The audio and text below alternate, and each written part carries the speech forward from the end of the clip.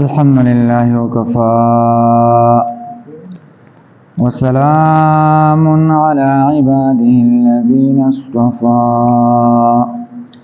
أما بعد فأعوذ بالله من الشيطان الرجيم بسم الله الرحمن الرحيم اليوم أحل لكم الطيبات وطعام الذين أوتوا الكتاب حل لكم. شپږم سپاره ده سورة مائده او پنځم نمبر آیت دی. مخکینی آیاتونو کې الله جل شانه فرمایل چې دوی تاسو کې ستانه چې تشیز د دوی لپاره حلال دي، نو پیغمبر ورته وایا احل لكم الطيبات، ستاسو لپاره حلال کړل شوی دي پاک شیزونه. اوس دې آیات کې هم الله جل شانه فرمای اليوم احل لكم الطيبات، نن ورځ حلال کړل شوی دي ستاسو لپاره پاک شیزونه. وطعام الذين وطعام هغه کسان، صاحب د قرطبي ذکر کوي دلته طعام مراد ذبیحه ده، ځکه د اهل کتابو ذبیحه دا هم ستاسو د پاره جایز ده.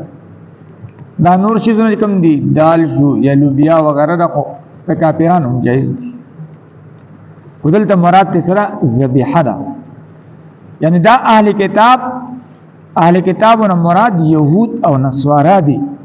اصل اهل کتاب وسی او زړه او اغا يهودي شي، نو دا مرتد دي، د ذبیحه جایز نه ده. مسلمان دي او دا يهوديت تواولي، دا اصل کې يهودي نه دي، نو دا بیا مرتد دي، او د مرتد ذبیحه دا جایز نه ده چې اصل کې يهودي وي او د الله په نوم باندې ذبح وکړي، یا نصرانی وی او د الله په نوم باندې دا ذبح وکړي. هو اوس مثلا د موسی علیه السلام په نوم باندې ذبح وکړي یا د عیسی علیه السلام په نوم باندې ذبح وکړي، دا به هم جایز نه وي، بلکې دا به حرام وي. یا د الله د نوم نه علاوه د بل شي په نوم باندې چې د ذبح وکړي، نو داسې اهل کتاب ذبح هم جایز نه ده. خو الله په نوم باندې دا ذبح وکړي، نو بیا د دې ذبحه دا جایز ده. وطعام الذين او طعام دغه کسان، یعنی ذبیحه دغه کسانو اوتل کتابه چې دوی ته ورکړل شوی دی کتاب، حل لكم، نو جایز د ستاسو لپاره. او وطعامكم او ستاسو طعام مسلمانان چې کوم ذبح وکي حل لهم، دا جایز د دوی اهل کتابو لپاره. اول محصنات من المؤمنات، او حلال کړل شوی د ستاسو لپاره اغه نکاح د آزاد زنانو. محصنات یعنی الحرائر العفائف من النساء، چې آزاد او پاک دامن دي زنانه. والمحصنات هغه پاک دامن دي زنانه، یعنی هغه آزاد او پاک دامن دي من المؤمنات د مؤمنانو نه. اول محصنات هغه پاک دامن دي من الذين د هغه کسانو اوتل کتابه چې دوی ته ورکړل شوی دی کتاب، من قبلکم ستاسو نه مخکې، نو د هغې د زنانو سره نکاح کول دا هم جایز دي د اهل کتابو. اذا آتیتموهن اجورهن، کله چې تاسو ورکړئ دې زنانو ته د دوی مهرونه، مهر دا به ورکړئ، محسنین په داسې حال کې چې تاسو به نکاح کوونکي وي، غیر مصافحین، او نه به زنا کوونکي ښکاره باره، او ولا متخذی اخدان، یعنی غیر مصافحین نبی دا زنا کوونکی ښکارا، ولا متخذی اخدان،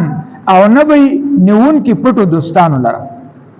ومن یکفر، او چاچی کفر وکو بالایمان بعد الایمان، د ایمان نورستا، فقد حبط عمله، د عمل خراب شو، وهو فی الاخرة، او دا په اخرت کې من الخاسرین د تاوانیانو نه. اليوم ننرز احل لكم الطيبات، حلال کړل شوی دي ستاسو لپاره پاک شیزونه. وطعام الذين، او ذبیحه د هغه کسانو اوتل کتابه چې دوی ته ورکړل شوی دی کتاب، حل لكم، حلال د ستاسو لپاره، جایز د ستاسو لپاره. وطعامكم، او ستاسو ذبیحه حل لهم جائز دا د دوی لپاره والمحصنات اغا پاک دامن د زنانا من المؤمنات د مؤمنانو نا دام جائز داغه سره نکاح کول دا جائز دي او والمحصنات اغا پاک دامن دي من الذين دا کسانو نا اوتل کتابا چې دوی تور کړل شوی د کتاب من قبلکم استاسنا مخکی اذا اتیتموهن کلا چې تاسو ورکړي دوی ته اجورهن د دوی مہرونه محسنین پدا سے حال کی چې نکاح کون کی وی غیر مصافحین نئی زنا کون کی ولا متخذی اخدان او نئی نون کی پټو دوستان ولرا ومن یکفر او چاچی کفر کو بالایمان د ایمان نورستا فقد حبط عمله ذرا خراب شو د عمل وهو بالآخرة او دیبا پا آخرت کی من الخاسرین دتا ونیانو اليوم ننرس احل لكم الطيبات حلال کلل شوی دستاسونا فانا پاک شیزونا وطعام الذین او طعام دغ کسانو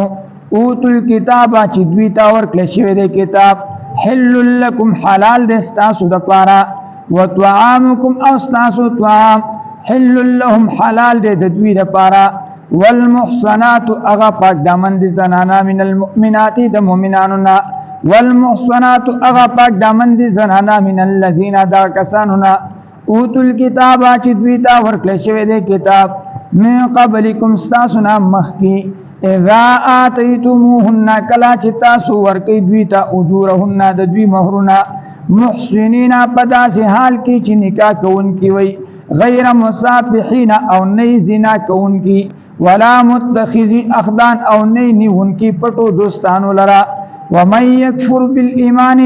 او چاچی کفر وکو ورستا د ایماننا فقد حبط عمله فتاکی سرا خراب شو د عمل وهو بالآخرة ودیو باخرت کی من الخاسرین دتا ونیان نئی واخر دعوانا ان الحمدللہ رب العالمین